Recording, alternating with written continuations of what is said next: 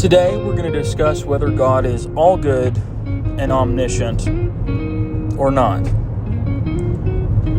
One of the chief arguments that you hear from atheists is if God is all good and all-knowing and omniscient, why does he allow little children to suffer and die?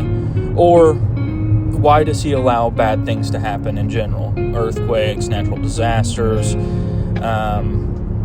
Why did he allow World War II to happen? There's an endless list of things that people could bring up, and you get the gist. I'm sure if you're watching this video, you've probably heard these arguments, or at the very least observed them being given to you in conversation. So first, we're going to tackle this: is God all good? So one of the main arguments that I have heard is God can't possibly be all good and then allow little children to die and suffer from horrific cancers. Why doesn't God just take the cancer from them? Well, firstly, it is completely illogical to hold God, an omniscient being, to your human morality. So a human morality perspective does not apply to an omniscient being. His morality is so far beyond our own because he sees everything, the beginning and the end. So to apply human morality logic to an omniscient being is completely illogical. But you can say, well, how can there be a different morality perspective for a child suffering and dying from cancer?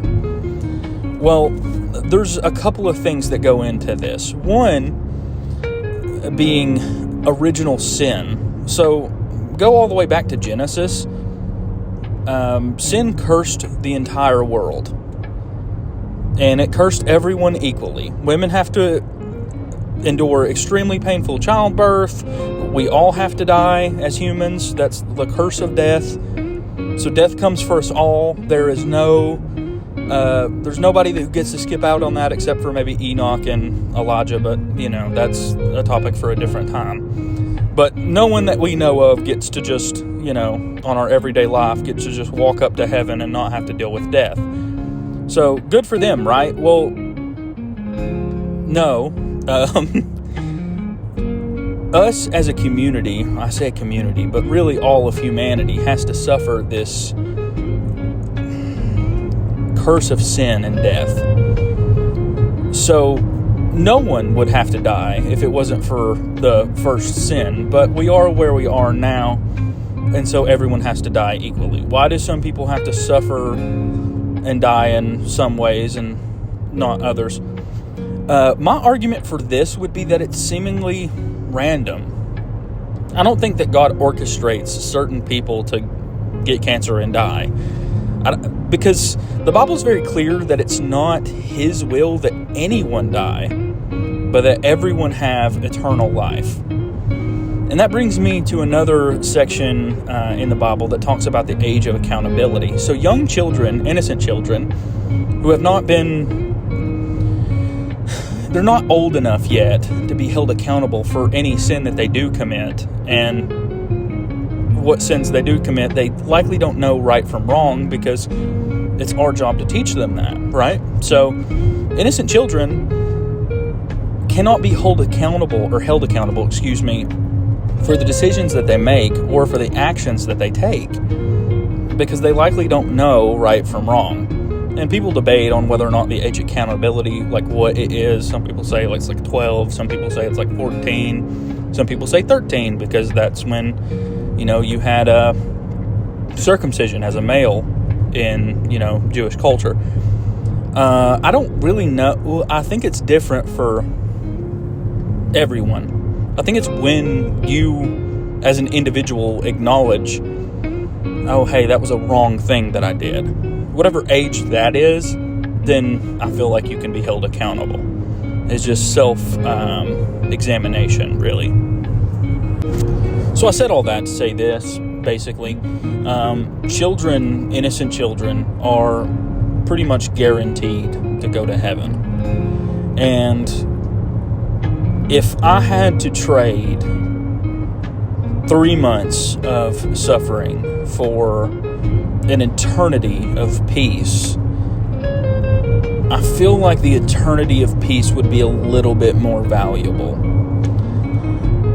So you can't really argue that God allowing a child to have cancer and die from it is morally bad from God's perspective, because an eternity of peace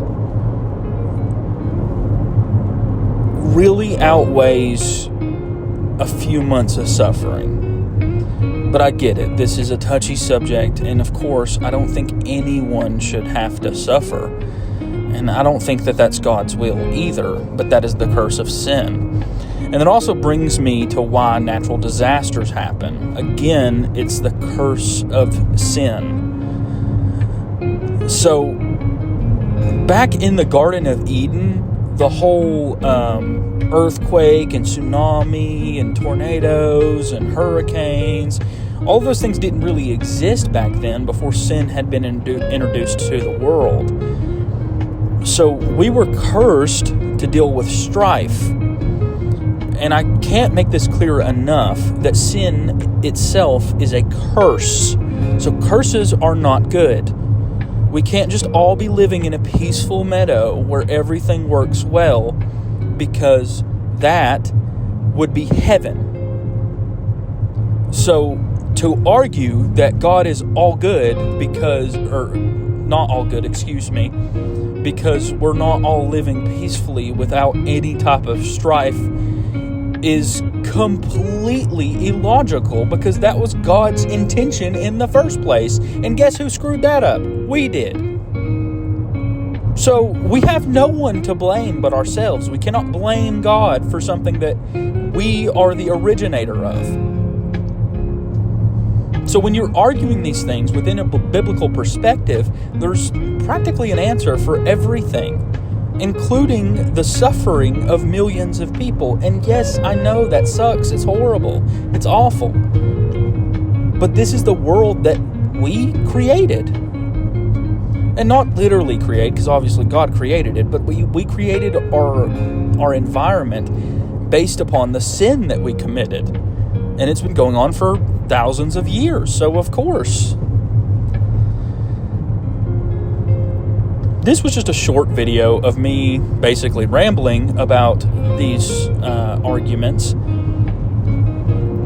I hope you enjoyed it for whatever it's worth, and I hope you have a good one. Bye-bye.